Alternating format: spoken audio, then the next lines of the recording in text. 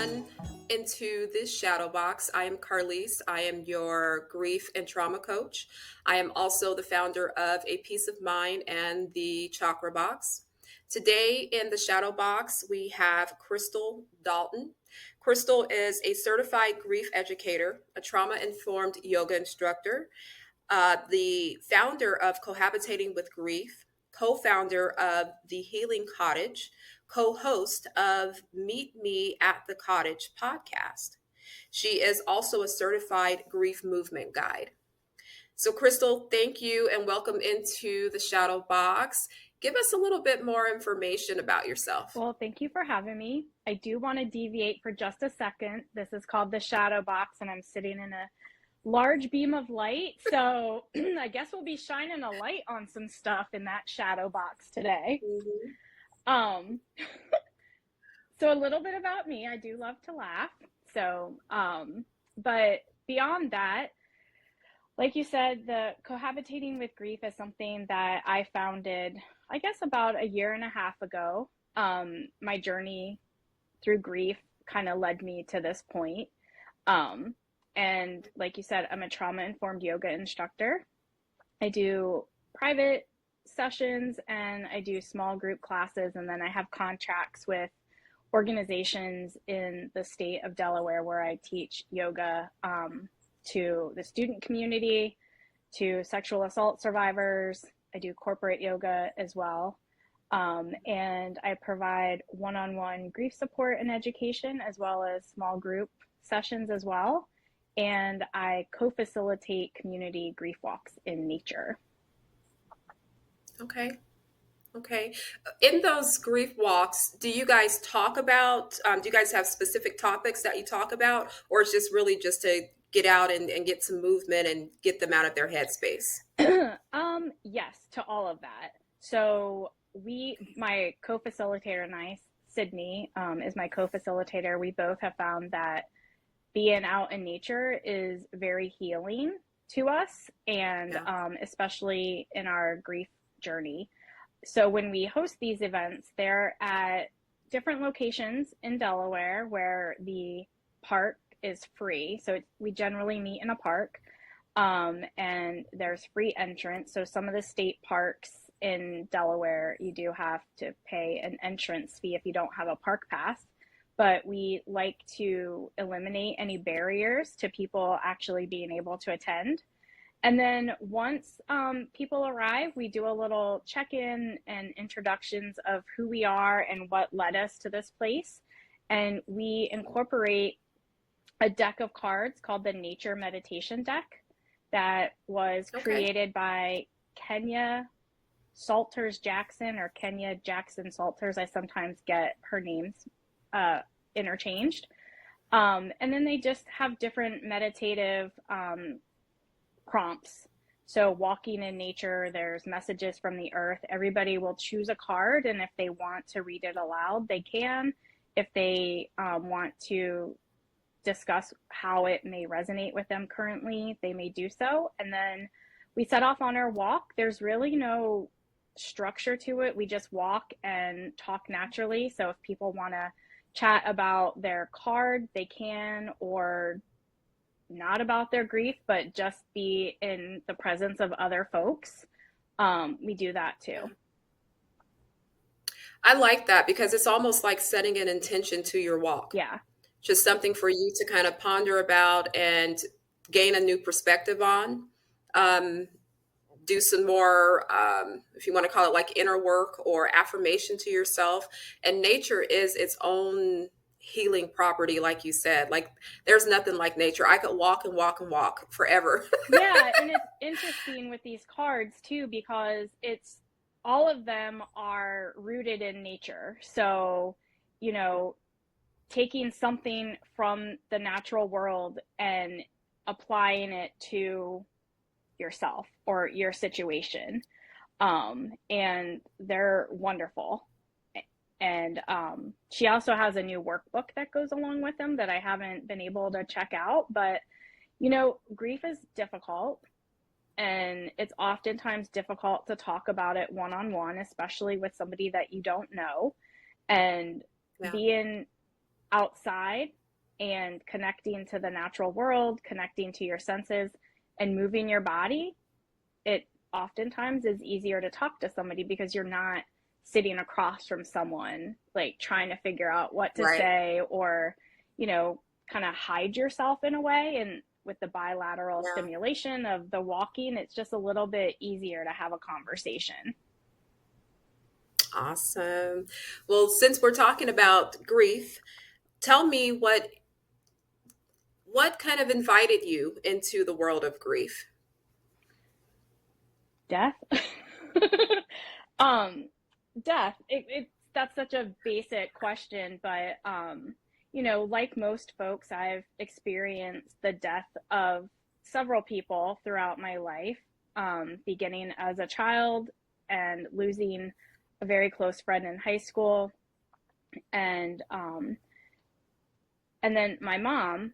Prior to my mom Hmm. passing away in September of 2021, I had a job for about 7 years where I was a civilian, and I did law enforcement based victim services. So I was Yeah.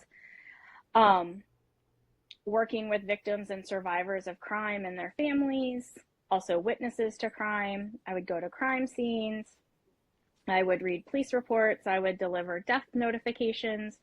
So pretty much for 7 years, um, I was exposed to trauma, violence, and death on a daily basis. And so I was familiar with grief personally, but also professionally. And then when my mom died, a different chapter in my knowledge of grief opened up, um, and Okay. set me on the course that I'm on currently. I like that you said a different chapter because you were entered into grief through your profession. And tell me what you noticed the difference was between your grief as a professional and your grief as a personal person who was affected by that close loss of yours.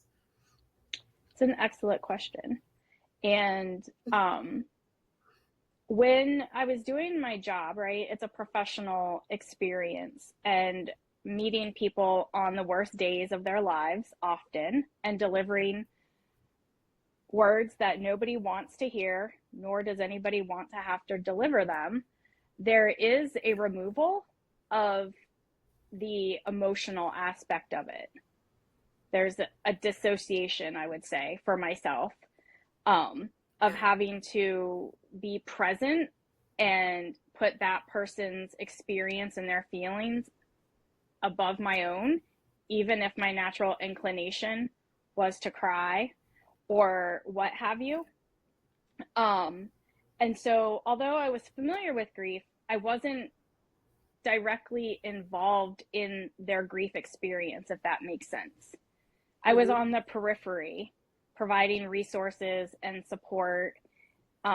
But once my mom died, and I had had other people of significance die before my mom did, but I was Yeah. also at a place in my professional life that I could no longer keep up that facade, I guess, if you will, of not being affected. I didn't think I was Yeah. affected until I had somebody point out to me how deeply affected I was by the job I was doing. Vicarious Yeah. trauma, PTSD, compassion fatigue, all of it. Um, and when my mom died, it really broke me, and but broke me open in the sense of being able to get to know myself better, to reevaluate what was important to me, what wasn't important to me, what did I really want to do with my time here on earth, how did I want to spend my time, where do I want to put my energy. And it gave me a better understanding of what those folks were feeling when I delivered the messages to them or tried to offer support. Um, with my mom, if I can just go ahead and take this path, my mom Yeah. fell and hit her head and became unresponsive. I was on vacation when this happened, And I got a call saying that she was being rushed to the hospital and I had to drive back. And when I got to the hospital, doctors met with me and took me into a room. And having done a job where I met people at the hospital and took them into Yeah. the family waiting room, I knew what was about to happen. And I vocalized that. I said, "Are you taking me to the family waiting room?" "Yes, we are." And then so we're sitting across from each other at this table that is all too familiar to me, professionally Yeah. speaking. And I was on the other side of that table, literally and Yeah. figuratively. And that was Yeah. a real punch to the gut. But like I said, it was interesting to be on the other side of it, to be in the having that news delivered to me. Yeah.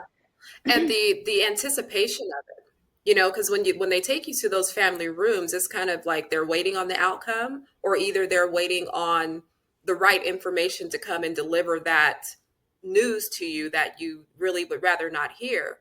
And I also appreciate you mentioning PTSD, because a few years ago in the DSM they actually changed they changed some direction when it came to people who are affected with Mm-hmm. PTSD, and it was those who have observed trauma, those who have you could even see it on TV, or you could see it in a profession, versus it used to only be someone who has directly that was directly impacted with that particular trauma.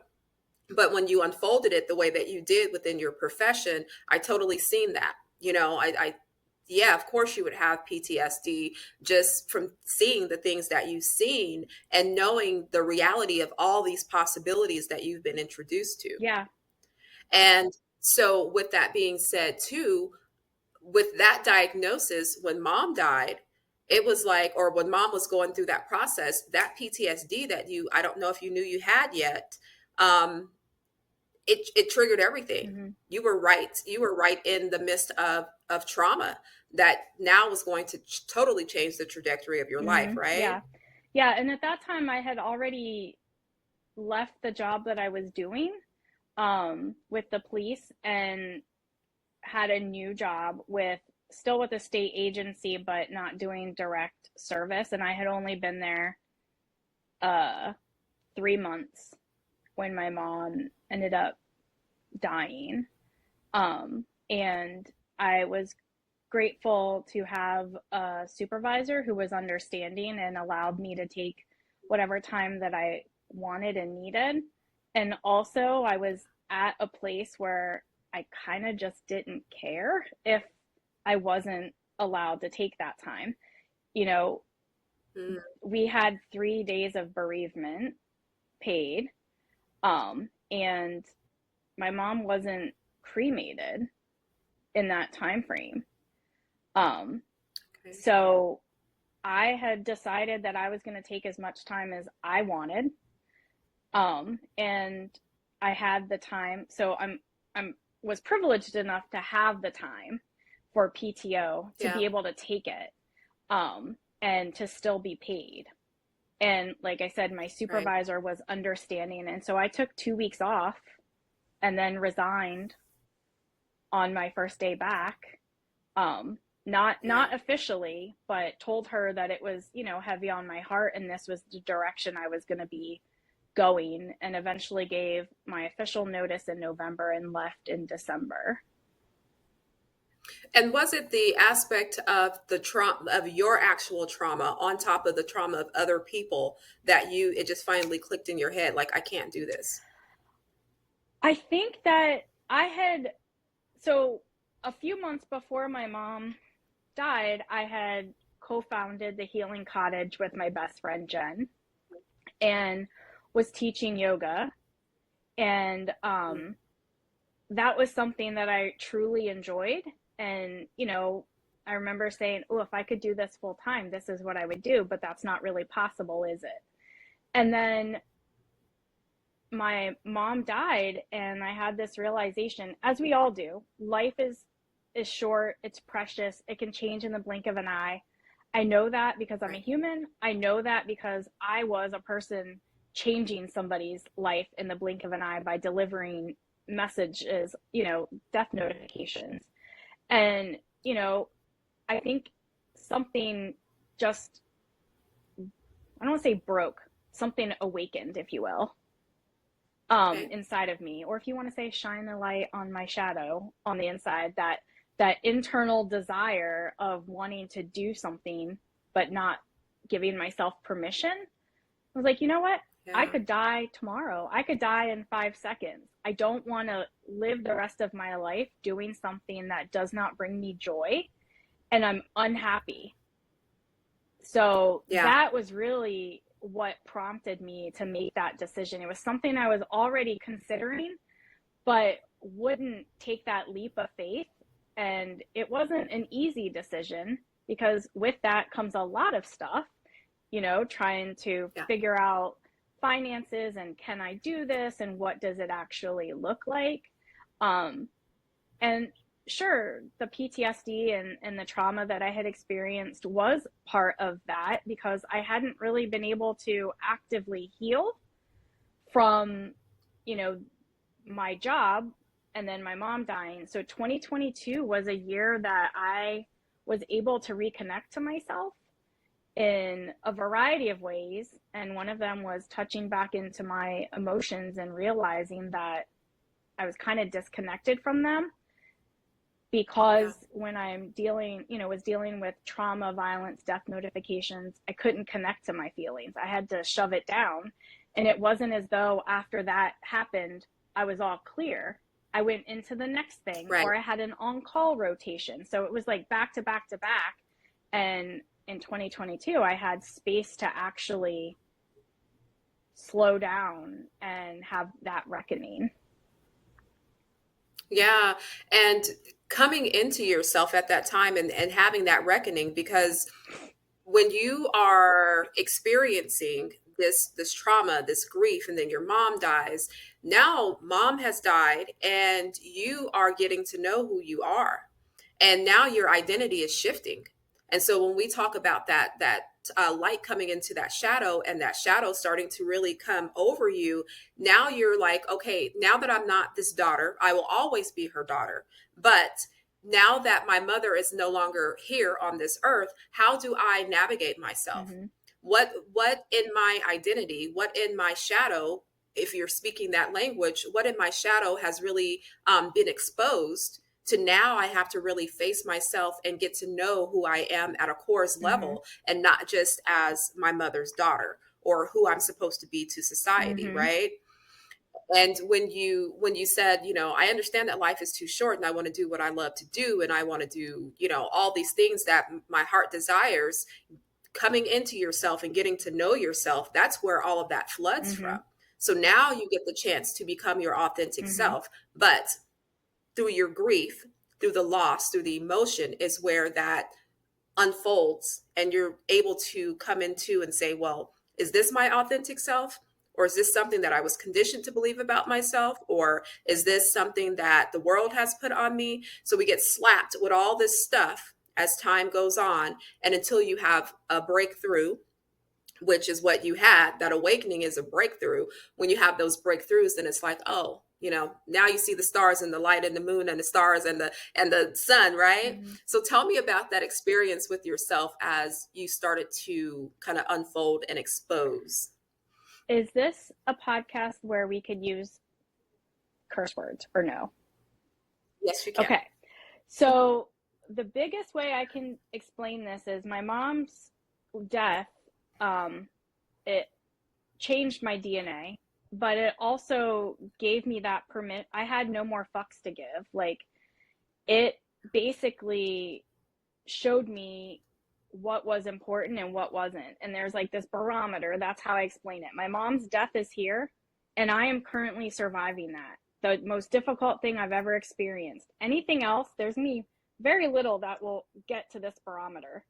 I can handle all the Yeah. rest of it, and the stuff that used to be significant or that I would worry about isn't as important anymore. That doesn't mean I don't get hung up on things, but it really it was a shedding basically of, like you said, the conditioning, the indoctrination of how we're supposed to present ourselves in society, or what is important, get that job, have the benefits, have the retirement plan, do all of these things.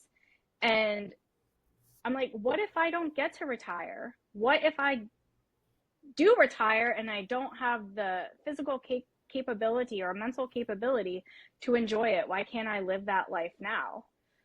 So Yeah. that's what I set out to do, again, with constraint, because it's a whole different financial ball field when you're not, Mhm. when I'm not having that stable income from a typical job. Yeah. So that is one of the ways that it kind of shone that light. I had less fucks to give about things. Yeah. Things that used to be important, not important anymore, or that I would get hung up on, don't care about.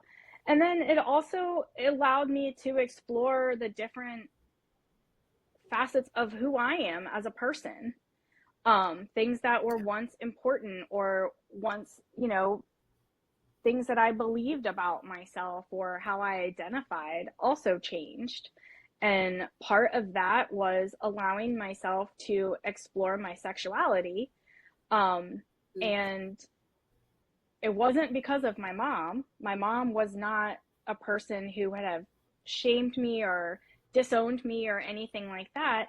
It was a culmination of working in an environment that is heteronormative, hyper masculine, um, and a bunch of other stuff, and being a little bit more tough, I guess, if you will, having that harder Okay. exterior, and kind of putting myself in a box to fit into this environment. And Right. And not be harassed, not be and harassed, those, and I don't know if harassed like in a, but it wouldn't have been something I would have been comfortable with. I didn't share a lot about my personal life anyway, but that's something I yeah. wouldn't have shared even if I was going through that process with anybody at my, you know, primary job. Not within my unit, but like the police officers that I worked with. And so I gave Yeah. myself, oh, go And ahead. well, but that's what I was saying, like as far as the harassment, and I'm just a civilian thinking, Yeah. right? So I'm thinking about the culture of Mm-hmm. the police officers, Mm-hmm. and um, the job that of you having to show up in that sort of that culture. And police officers are usually manly men, they're usually, and we have the women there as well. So I just wonder, if you were to show up in your true self as, being, what do you identify yourself with? Do you call yourself gay or queer, or what do you Uh, say? I don't really like labels, but if I had to choose one, it would be bisexual. Okay. Bisexual? Okay. So you showing up in a bisexual, as a bisexual in that culture, do you think that were the men that aggressive where you would have been, they would have kind of messed with you or toyed with you a little bit because were you had that sexual character? No, I don't think so. I think that it would have been more of like what we typically see as far as, Mm. women in relationships with other women, and men viewing that as something for their spectatorship. Like, ooh, Mm. go ahead and do XYZ. Or so that understanding of it being for the male gaze rather than being who I am. So I think there would have been, I don't know what there would have been. I mean, maybe ribbing, maybe not, maybe talking behind my back. I don't Yeah. know. Yeah. Okay. Um, and I interrupted your thought. So go, if you remember, I don't. go ahead with what you were going to say. I don't, and that's okay. But it really, like I said, after my mom died and me trying to come out of that inflammatory period of, everything is Yeah. on fire and exposed like a nerve basically from all of this trauma, and change and not understanding grief and how it shows up mentally, physically, how it can alter relationships with friends and family. And also, my relationship with my mom has also changed in her death. Right. But, Right. I was willing to explore who I was, sexually or not, just in general. What do I enjoy? What do I actually want to do? And Hmm. that led me to, you know, meeting a woman that I'm now like been with for almost 2.5 years. We live together. Like, she's my person. And I think that if all of that other stuff hadn't happened to me, I wouldn't be where I am today with that. Okay. Let's go back a little bit because I know that you said you didn't come out because of the profession. Let's go back a little bit further than that. So, when did you really figure out or start to entertain the thought that you were bisexual? 2022. Okay. So it was relatively new. Um, I knew that I had always been attracted to women, but I didn't know what that meant. Was it Okay. true, or was it because culturally that is what we see in movies and, as far as like for the male gaze? Was it something that was Okay. really for me, or was it more performative, I guess, if you will? And I had never Okay. entertained it. I had never really gave much thought to it at Okay. all until I gave myself permission to kind of figure out what does that look like for me. Um, yeah. Okay. And I asked that question because usually when a person decides to go ahead and enter into that world, it's because it's been something that's been on their mind for like years and years and years. And they're like, well, when I was a teenager or when I was a child, I always knew that I was attracted or I always felt different. So for you, it was way back in the back of your mind, but it was just never something that you thought to do sooner Yeah. than 2022. Yeah. Yeah. Okay.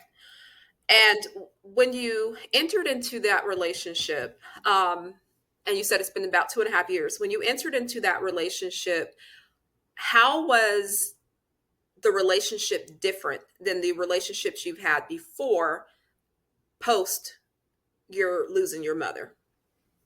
She's the only person that I dated after my mom died. She's the only woman I've Mm, ever okay. gone on dates with. So I will say that it's different in the sense of, um, I mean, it's not a man, obviously. And Mhm. a woman knows a woman a little bit better as far as, feeling the emotions and the connection and what is important. And honestly, with our first date, I felt like it was just going out to dinner with a friend. Okay. And there was a safety factor. So, in dating with men, I am conditioned to be on alert. They could hurt me. Hmm. Um, Hmm. and I know that from just growing up here and also seeing it on a daily basis. So, Yeah. I didn't feel the need to have my location services on with a friend or check in every, couple of hours of I'm still okay, here's what we're doing. It just felt natural and safe and comfortable. Yeah. Yeah.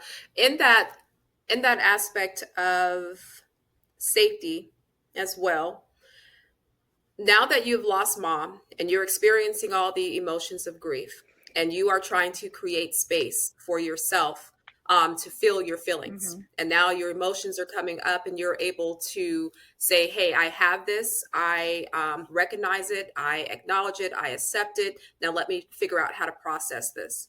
So not only are you getting to know the newness of yourself, but now here we have a partner that comes along. And so, how did you take that space for yourself, integrate her in your space, and how did she create that safety for you so that you could grieve your emotions and your mom properly? if there's a proper way for that. Well, I will say that I did not venture into the world of dating until I felt emotionally capable of doing so. It Mm, wasn't my mom is dead, I'm having these feelings and I want to escape, so let me go find a distraction. So I yeah. was ready to be able to be a part of someone's life and vice versa. And I Hmm. was very honest from the beginning of a lot of things. Number one, I've never been with a woman before. So if that's not for you, I get that. And second of all, this is my mom died. This is the journey I'm on. I left my stable job. I'm doing this now. And also, if that's not for you, I understand. Um, Hmm. and she was and still is supportive and understanding and is gives me space to feel my feelings. She's curious about them. She is a part of many of the things that I do to honor my mom.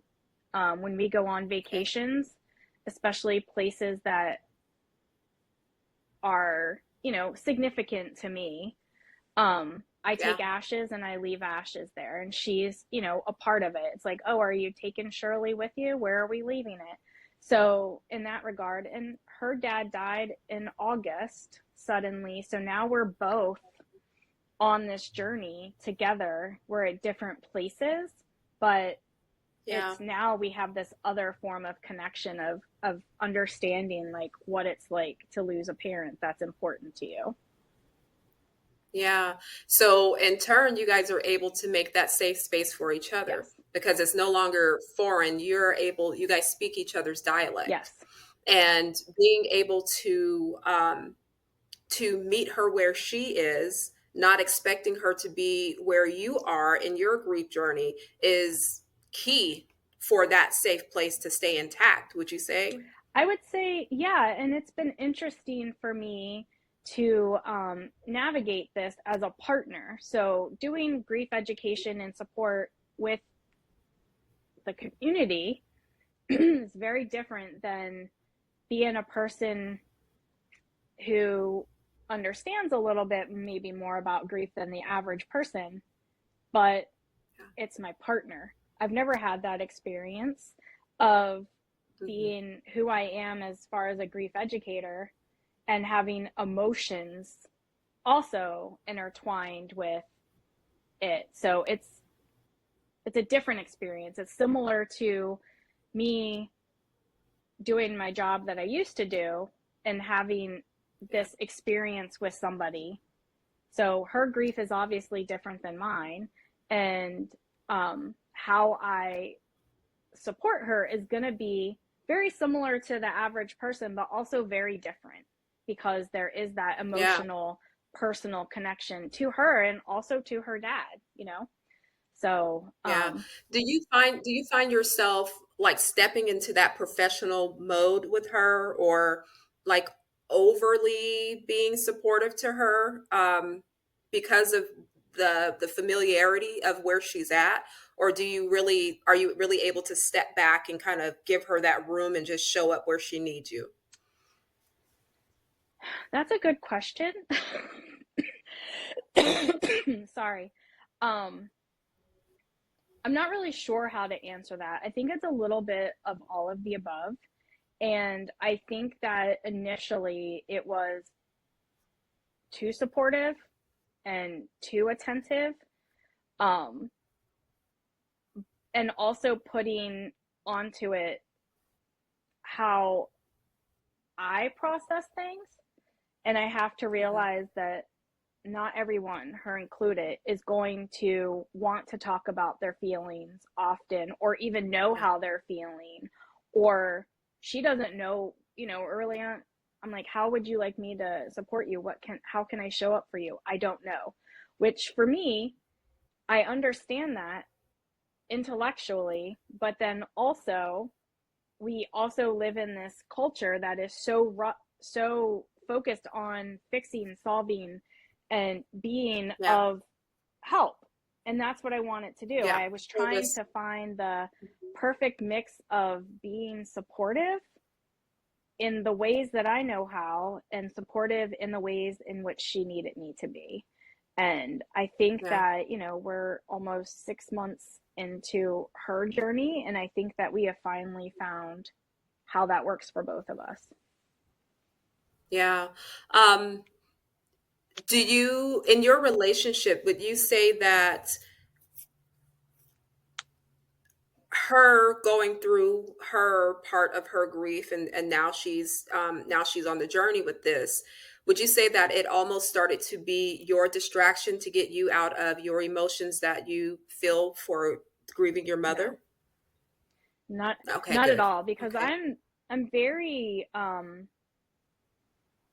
much here for sitting in my own discomfort and Mm, acknowledging my feelings and being curious about them, getting to the root of it. And my mom will be dead 4 years in September. That kind of hurts to say. yeah. And I'm more in tune with my body and my emotions. So I know that when significant dates are coming up, I can recognize eventually why I'm, more emotional than usual, or my body is feeling a Mm, certain way, or I'm getting irritated more easily, or a little bit more angry. And then when I sit and I'm able to reflect, I'm like, oh, okay. So for me, it's like about 6 weeks out from something mhm. significant. And then I find that that lead up is a lot more difficult than the day of. Um, Yeah. so it's definitely not a distraction. I think that it has helped me to recognize my my grief and how it shows up, and also to acknowledge it and process it in a different way as well. Because now Yeah. I love, I was go gonna ahead. say, now that I have a partner who is in the club nobody wants to be in, like, I can talk to Mm, her about stuff that I did mm, talk to her before, but now there's like this different understanding.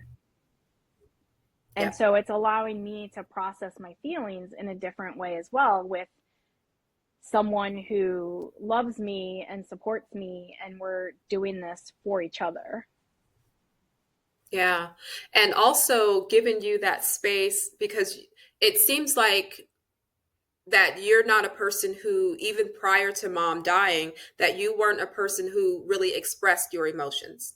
Like, of course, work didn't allow you to do so, and you learned how to suppress them. But having, for a person who is not used to feeling and expressing their emotions, and now you're able to talk to your partner about it, do you find that your expression is easier, or do you find yourself giving her sips of your emotion and just really um, internalizing your emotion yourself because you feel safer that way?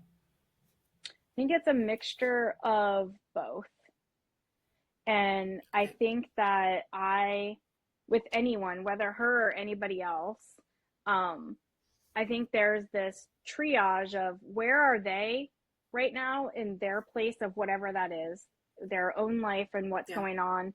And is it, are they okay with me sharing? So sometimes it's, somebody else has their tough time, or I have it. Yeah. And, I am an introvert by nature, and I do like to internally process things, Hmm. and I understand stuff better that way. So, um, Yeah. I do still do that, a lot of internal processing. And then once I'm at a place where I might understand things a little bit better, maybe I'll talk to somebody. Yeah. Okay.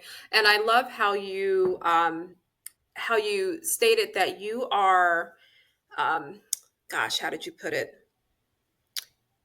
Just your ability to recognize when your body is going through changes and when those anniversaries and times are coming up. I often tell my clients, will be like, well, I don't know why I'm not sleeping, or I don't know why I'm eating so much, or why I'm doing this, that, and the other. And I'm like, okay, what's the date? what's coming up, so I slowly start to guide them into that. And I'm like, okay, so what we're going to not say we don't know why, but what we're going to do is recognize the space that we're in and be in that space, allow yourself to be in that space, process that space, and then let yourself kind of come out of it. But when the more that you push against it, the more that you kind of suppress or don't give yourself permission to grieve. And grieving is one of those things where it could happen at any time and it's never going to go away, whether if it's the day of that you remember it or if it's 6 months prior or however it happens. Because what it does, it sends your body through that anticipation mode. You anticipate this date coming up. You anticipate the feeling that you're going to feel or the smells that you smelled or whatever it is. And you just build up that anxiety towards it, no matter if it's 6 months or if it's 6 weeks prior, right? Yeah. So I really love that you are that aware of yourself to know when that's coming up and to stop yourself and give yourself permission. Yeah. I love that. Well, and that hasn't been from the get-go. This is, like I said, I'm Oh, almost no. 4 years into my journey, and it's, this rebirth that happened for me in having to figure out who I am without my mom, but also who am I as a griever?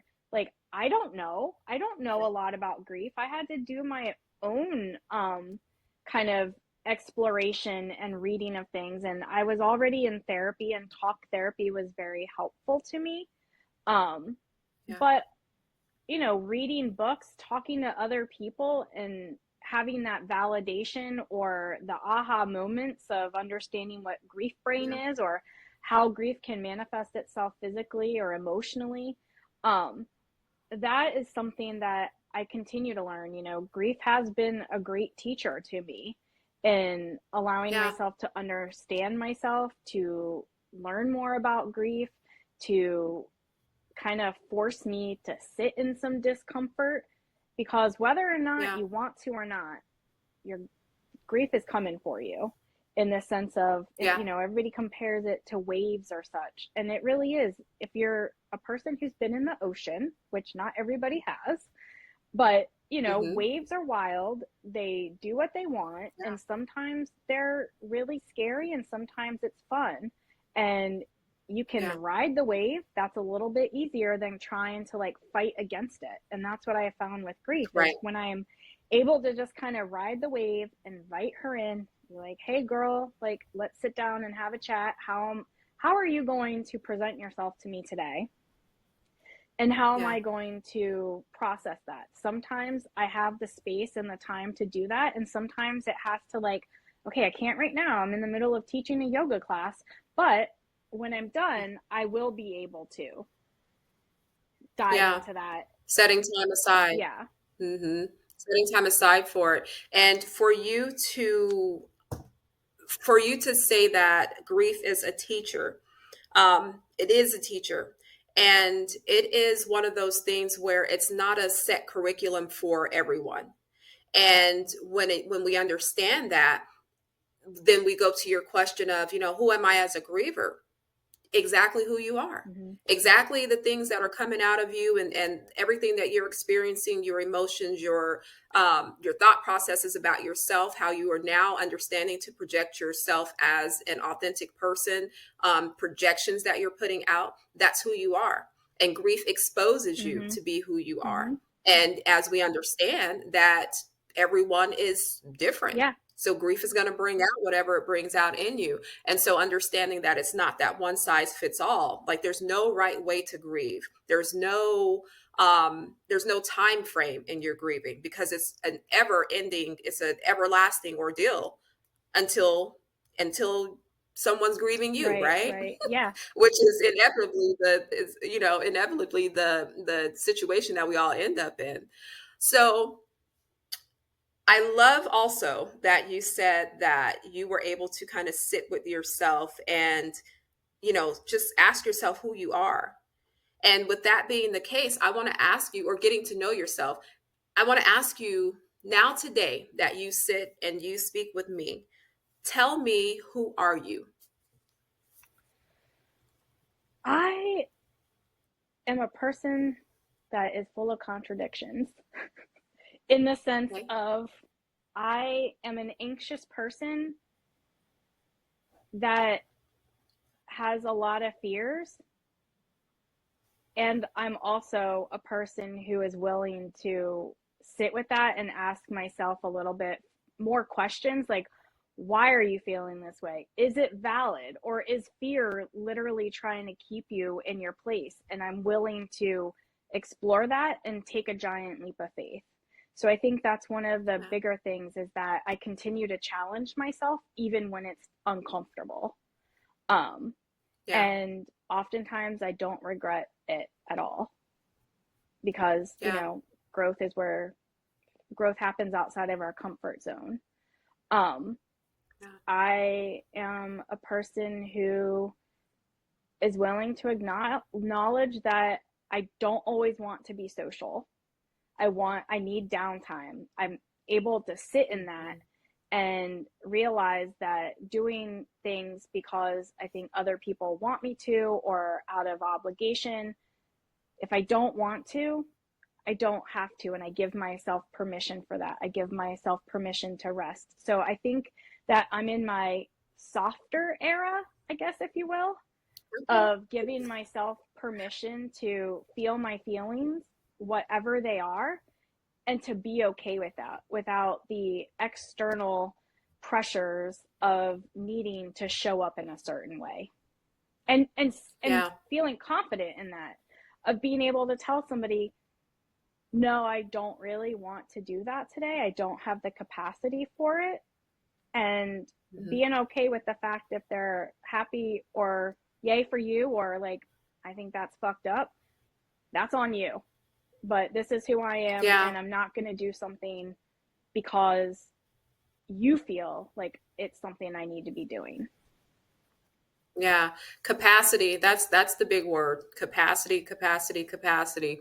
Because, death within itself is a contradiction, Um learning how to process the life and the death portion of it. But death and loss, it increases your capacity for so many things, but it also shrinks it down. It's like your understanding of why things are important, and the things that you want to do in life, and really starting to put yourself first, and not take the back seat, or take the back seat because you don't want to be in the front Mm-hmm. seat. But also those little things of the I don't want to's, those little things of this is what I want to do. It's a little bit less of how to properly compromise. Yes. And it's not a big compromise. Sometimes they are big, sometimes they're not. But it's okay, like you said, to say, I don't want to do this. Now, the compromise, say, with your partner could even be, hey, I don't want to do this today. I don't have the capacity to do this today, but we can definitely revisit this next weekend. Meeting each other where you are, but her giving you the permission to say no, and meeting you where you are, but not feeling as if you are compelled to do it or judged because you don't want to do it. Yeah, and I think that's huge for not just in a partnership, but in general with friends or Mhm. family or what have Yeah. you, of um, allowing that person to have their experience, whether it's me or them, but also again this being socialized or conditioned that if somebody extends an invitation to you, you have to say yes. And if you say yes, you Mm. can't back out at the last minute. Like you have to go through with it. You made a commitment. And I think that's Yeah. been a learning experience for myself, for my partner, for, friends and stuff, of having a little bit more compassion for ourselves and for each other and giving, like, yep, I am so proud of you for saying that you can't do that today. Or I completely Yeah. understand that maybe when you made it, when you said yes, you were in a place and now you're not. So I think that's been Yeah. a huge um, a lesson that I've learned as well. And, um, not basically doing what is expected of me in the sense of you say yes, you have to go through with it. or you say no and you Yeah. can't change your mind, or basically betraying my own feelings or my own experience to put somebody else's ahead of mine, which isn't to say that that never happens. Sometimes that has to happen, right? and Yeah. and that's okay, because that's usually with people that it's a give and take. It's not always a take. It's like Right. balance beam, or Right. whatever that thing we used to Yeah. sit on a playground, where some person, Yeah. The teeter yeah, the totter. teeter totter. So, yeah. Yeah. Yeah, and just understanding too that, sometimes that teeter-totter is not balanced Yeah. either, so you coming up a little higher, you going down a little lower, but being able to meet that person where they are, but not judging them for where they are, and not expecting for them to hurry up and get to where you are. That's the respect of it all. That's the space of it all, that you are understanding that person's capacity for that day. Something that came up in my mind as you were just talking was surviving grief and then learning how to function in it. Mm. And when we start to survive grief, we do set up those boundaries. And it's like, we start understanding more things about ourselves, more things about the world, more things about how people are more selfish than they are giving, all of these things. So we start to set those boundaries. And then it's like, okay, so we have all the no's. I'm not going to do this. I'm not going to do that. I've had all these boundaries. And then how do you start to function in it? At when you set those boundaries and you understand your hard stops, and you understand, what's worth it, and things that have more purpose. I think a lot of people may get stuck in the survival and just push off a lot of people, or really shrink that capacity versus saying, okay, now I understand that I'm kind of getting the flow of this. Now I can start to function in it. I can start to loosen up. I can start to compromise a little bit, but still understand that I can let my no be my no and my yes be my yes without feeling taken advantage of. So that was and just hearing you, I was just thinking about that, like, that may be another topic for a podcast. Just thinking about that. Where would you say, would you say that you're still surviving it, surviving your grief, surviving the loss of your mother, or have you started to learn how to function in it? I think all of it. For me, Okay. I am surviving it because here I am. I'm here. I'm Mm, doing it. And I'm at a mm-hmm. place where I'm able to take my pain and turn it into purpose, or however you want to phrase it. So I'm not just surviving, I'm actually living and thriving. But Yeah. that my mom's death informs a lot of what I do in my life, because of what I have learned and who I have basically become in that instance. I still have my boundaries. Boundaries are beautiful. It's something Yeah. that I definitely learned along this journey and became a little bit more secure with having them, whether it's friends or family, or the general public. I'm able to have them and feel comfortable with them. And Yeah. sometimes I need a little bit more space from people and I need alone time. And then other times I want to be with people who matter to me. I don't like, Yeah. I'm not here for big crowds and overwhelming experiences. I get, the Yeah. nervous system can only handle so much. And Yeah. so I think I'm just kind of navigating all of it. And one day it's Yeah. going to be one way and the other day it's going to be the other. But um, it's interesting. I don't remember the person I was early in my grief. Okay. I don't remember what my experiences were. I don't remember how I felt other than extremely sad, and I cried all of the time, and Mm, I didn't have the capacity for dumb shit, or I just mm-hmm. didn't care about certain things. Yeah. And that still remains true today, but Yeah. I'm in a different place. And I think that, grief is extremely, it's universal, and it is also deeply personal. And I Definitely. am fortunate enough to have been in talk therapy already, doing the work on Yeah. myself and having somebody trusted that would be able to support me through all of the Yeah. transitions that happened to me in 2021. Um, and Yeah. having, good friends and, a partner too, of being able to not just survive and be hunkered down by myself, which I have met people who don't want to move on, have told me I don't want to move on. And Yeah. okay, I mean, that's your journey, not mine, but I could Right. see how that could happen if you didn't have all of if somebody didn't have these external resources available or the support available and the Yeah. own internal um, curiosity to kind of explore what grief is and how it presents itself and how is it affecting you and how can I move forward. Yeah, and really all of that comes down to the fear of it all, Yeah, right? The fear of what's on the other side of it. If I go to the other side of this, I'm never going to have what I had before, so I want to hold on to what's familiar because I know what that felt like, I know what that looked like. But if I cross over here, that is unfamiliar. That's a strange place for me. That's a place that is uncertain. That's a place that, that may hurt me more than the hurt of losing this person that was so close to me. I mean, it's like all the possibilities.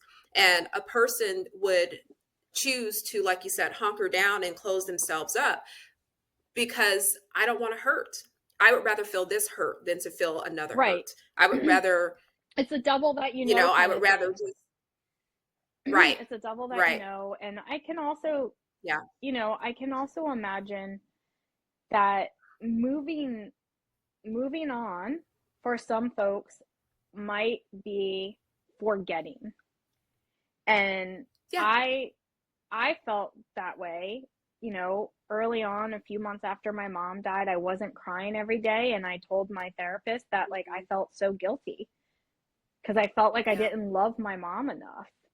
And Mm. you know, this is all part of the journey. And I still have, I Yeah. have moments now where I get very sad because I am not thinking about my mom all of the Yeah. time. I mean, I think about her often, pretty much every day. But if I'm not as sad about something, I'm like, oh God, I feel like I'm doing a disservice. And then it's, Right. I have this internal dialogue with Yeah. myself and I'm able to course correct or see it for what it is, reframe it, sit with it, whatever that is, and then kind of keep going. Yeah. I appreciate you saying that too. Because there's different levels of grief, there's different levels that you go through, and yes, some of them are the ebbs and flows of the ones that kind of come back and go away. That's understandable. Now it's all understandable. Now there are those other periods where, like you said, people are like, I don't want to let go, you know and I would rather be here and soak in it. But when you get to certain parts of grief, when you get to certain parts of acceptance, we've already acknowledged that this is the reality of our lives, and now we have to accept that this is the space that we have to sit in. That these people are not coming back. That there is a part of our lives that we can never get back. There's a part of our identity that we can't get back or will never have because that person is no longer there. And so, with that being said, a lot of people, and I'm always very careful when I address this, because people don't understand that the grief that you felt yesterday does not have to be the grief that you feel today. And it's okay for you to be on another level of grief, of saying, hey, I'm going to use this for something. I'm going to I'm going to create this service because of the pain and the grief that I've been in.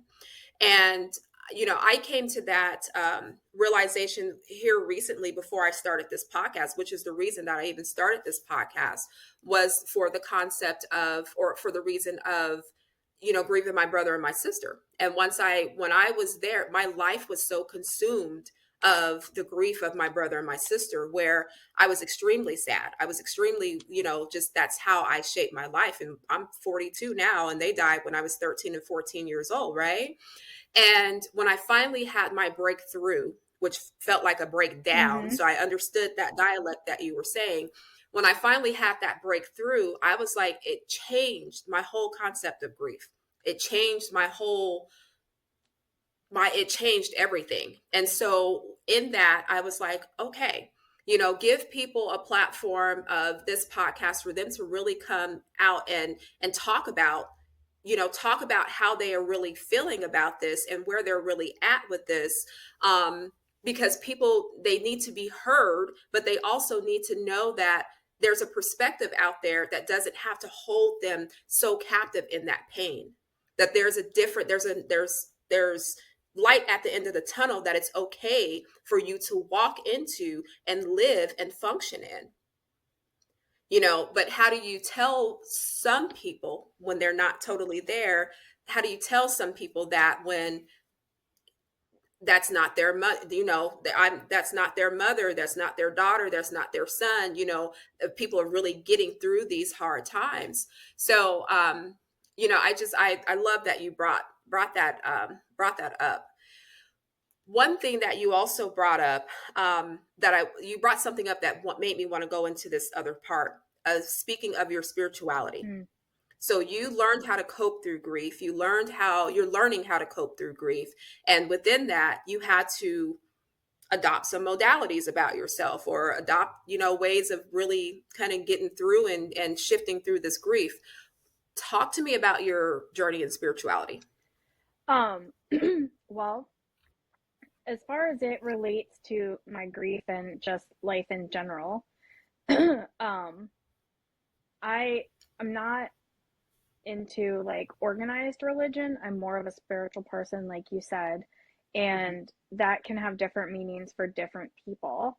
But for me, in relation to my mom's death and my grief, my belief is that she's still with me in a different capacity. We are still connected. We still have a relationship. And that, you know, in that vein, there are signs. So there are things that when I hear a certain song, I see a bird or a butterfly or, whatever it is, it's for me a way for my mom to connect to me. And I acknowledge it. I'm like, hey mom, how are you? I love you too. Mhm. Or anything in that regard. And I believe that I will see her again. When I die, my mom will be greeting me on the other side. And Mhm. I look forward to that. That doesn't mean I have suicidal ideation or I want to die tomorrow, but I am hopeful that that is truth for me, that I do get to Yeah. see her again. And that brings me a sense of peace and comfort. And that, there's so much in my life that I'm sad my mom's not here to experience. I'm sad that she never got to meet my partner. I'm sad that she's not able to see this house that we bought, or, any of the things. But I also know that she's always with me. And so she is Yeah. experiencing it just in a different capacity. Yeah. And hence the reason that you take her on the vacations and you leave a little bit of her ashes there, Yes. sharing the space with her. And I think it's also important for people to learn how to build a different relationship with their lost loved one. And that's another reason why people hold on, because they're holding on to that relationship. So now another reason why people hold on, because they're holding on to that relationship with longer tangibly here. I can't hear their voice. I can't touch them. How do I build this new relationship with them? And I think the way that you have the way that you've gone about it, I think is awesome. Well, I think it's awesome. Is there, I go was going to ahead. say thanks a lot. And again, it's just been a learning experience. Hmm. Is there a particular synchronicity that you have that you share with your mom? Um, Well, butterflies are one thing, cardinal, like the usual. But Okay. so I'm not sure if this is what you're referring to, but when my mom was being removed from life support, and we were Mhm. in the hallway waiting for that, in the hospital sound system, the song Let's Go Crazy by Prince came on, and Okay. I was in the midst of crying, and I also giggled to myself, and I was like, okay, universe, she's going to be fine. I'm not, but she's fine. And mostly Yeah. because not people are like, are you your mom a Prince fan? No. It has everything to do with the beginning part of Dearly Beloved. We are gathered here today to get through this thing called life. Electric word life, Yeah. it means forever, and that's a mighty long time. So that whole spoken word part, it I I'm so connected to that because I really feel that that was a message direct from wherever, and letting me know that she is in a place that is different than this. I'm not going to say she's in a better place. She is in a better Yeah. place, but not the platitude of, oh, she's in a better place. But that's a Yeah. connection for me. Whenever that song comes on, I talk to my mom and I'm like, I Yeah. love you. Thank you so much for being here with me. I have part of the lyrics tattooed on my arm underneath of a butterfly that Awesome. I got last year on her birthday, along with some of her handwriting. So Wow. that's the way I stay connected to her, through those types of things. And so many people have asked me, how do how do I honor a loved one? How do I celebrate their birthday? How do I do whatever? And that's deeply personal. But I have found that in order for me to not be so overwhelmed by it, and my mom's death was something I can't control. Anxiety is rooted in feeling out of control and untethered, at least for me. And so what can I do to kind of take back control of an experience that I didn't ask for and I didn't want? And that is Yeah. how I have kind of come to celebrate and honor her on Mother's Day, her birthday, the anniversary of her death, the holidays. Um, and that for me has been helpful in feeling connected to her and doing something that I want that also honors her Mhm. as well. Yeah. And it has made a world of difference for me. Yeah. You learned how to integrate. Yeah, You learned how integration. to function in it. Yeah. And Yeah. that's after having difficulty with, you know, the Hmm. first things. And I'm like, oh, this is what I have to do. I can't Yeah. do X. I'm going to do it this way. And so that's what I do. Yeah. And, um, like I take ashes on vacation, and not everywhere, but, a lot of the places that we've been, I take my little bottle of ashes and I release some, and have a little conversation with my mom. And, you Yeah. know, I have a friend that's a medium who has been able to connect to my mom. Um, Mm-hmm. Even on the day of her death, I asked her to Yeah. see if she could touch base with her. And, Hmm. my mom is still there. She's still proud of me. She loves me. She loves going on Uh, vacation with me and seeing the world through my eyes. She's like, I can go yeah. anywhere. I can see all of this, but I enjoy seeing it through your eyes. Yeah. I love it. Yeah. I love it. Tell me, tell me what's going to be new with you. What do you have coming down the pipeline? Do you have anything that you're going to be new projects that's going on? No. Not right now. Okay. Not right now. I like I said, I'm kind of going through some personal life transitions in selling my house Hmm. and moving and doing all of these things, which has kind of taken my focus right now. Yeah. And I think that once that process is complete, I do have some ideas and things that I want to do. But for the time being, I'm just kind of keeping things status quo. Yeah. And congratulations for where you are. Thank you. Congratulations for you and your partner buying your new home. And even where you are is just where you're supposed to be. That's worth celebrating. Yeah. So that's a project within itself. Buying a new home, going through the transitions. And that's one thing that loss does for you as well, is it teaches you how to be present. And being present sometimes just where you are is enough. Yeah. And, I'm privileged or fortunate enough to have the type of job that affords me to have flexibility.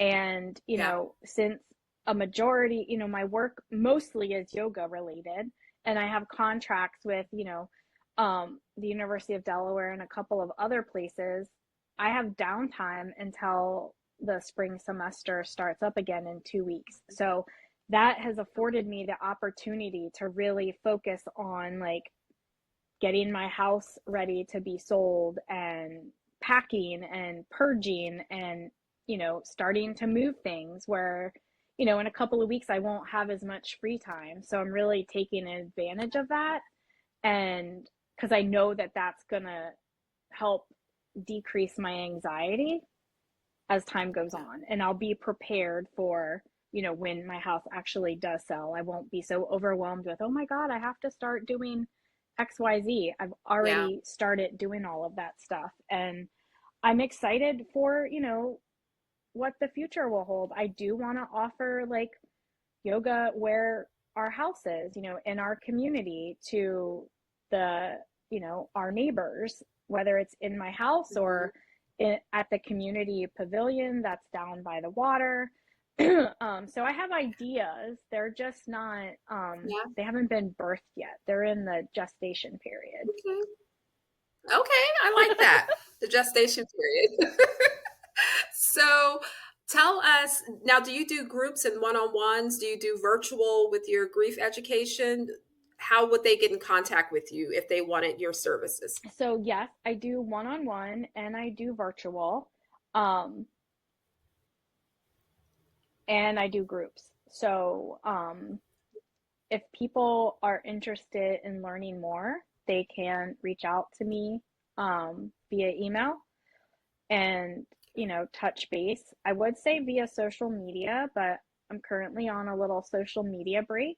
So on my page, on my Instagram page, cohabitating with grief, there is a link in my link tree for my email, so people can email me Okay. in, there. But I don't have any like upcoming workshops or groups or anything right now. A big part of that is, I do community grief walks with a friend, and right now it's like 5 degrees here. Um, so that will start back up in the spring when Yeah, we can be outside without the threat of hypothermia.